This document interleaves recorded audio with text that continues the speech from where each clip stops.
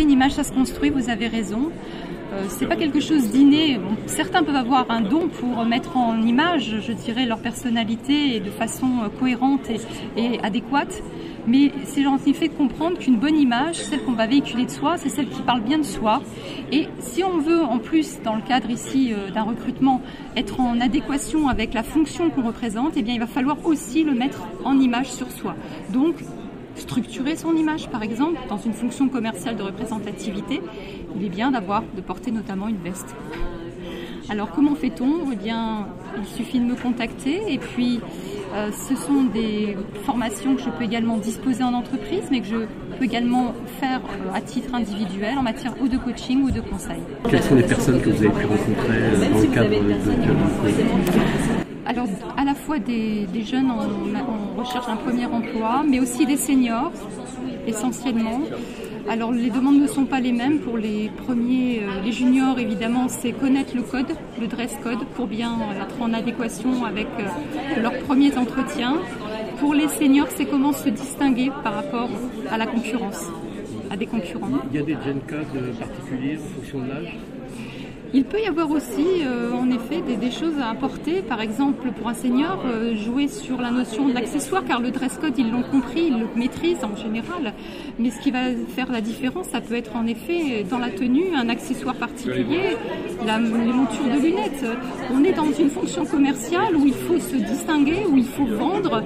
Et se vendre fait partie aussi de cette notion que l'image doit pouvoir véhiculer. L'image sur soi. Ces notions d'image, c'est aussi bien sur soi que sur Internet ou c'est les communications des réseaux sociaux? Oui, aujourd'hui l'image elle est partout en effet.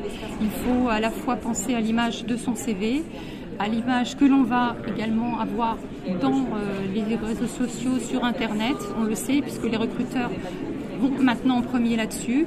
Garder cette cohérence, garder cette adéquation, être sincère si possible, ne pas tricher. C'est ce que j'essaye de dire aux jeunes, même si l'habit permet de rentrer dans l'abbaye, on dit que l'habit ne fait pas le moine, mais c'est quand même l'habillure qui permet de rentrer dans l'abbaye, il faut rester cohérent jusqu'au bout. Vous portez un costume lors de votre entretien, continuez à le porter après. Ne revenez pas en mode jean basket. Ou alors il faut se présenter en jean basket, ce qui est plus difficile quand même dans des entreprises commerciales. Ce qui est plus difficile, mais tout dépend du secteur d'activité.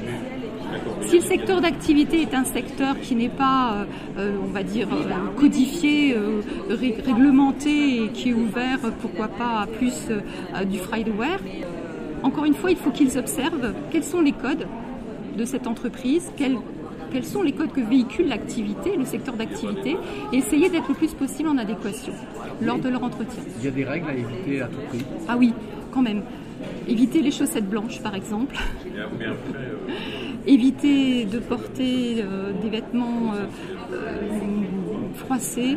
Essayer d'avoir une tenue correcte, une tenue qui présente bien. On n'est pas obligé nécessairement toujours d'avoir la cravate, c'est ce que je dis aux jeunes hommes. Ça dépend du secteur d'activité, encore une fois, où ils vont. Mais en tous les cas, une tenue qui soit propre, correcte, nette. Et avec certains codes, comme les chaussettes blanches ou les cravates avec des motifs un peu trop voyants, voilà, qui peuvent attirer l'œil et du coup détourner l'intérêt de l'interlocuteur de ce que l'on a vraiment à dire et à présenter. Alors votre rôle et votre travail consiste justement à expliquer et éventuellement faire une garde-robe à quelqu'un qui a des doutes?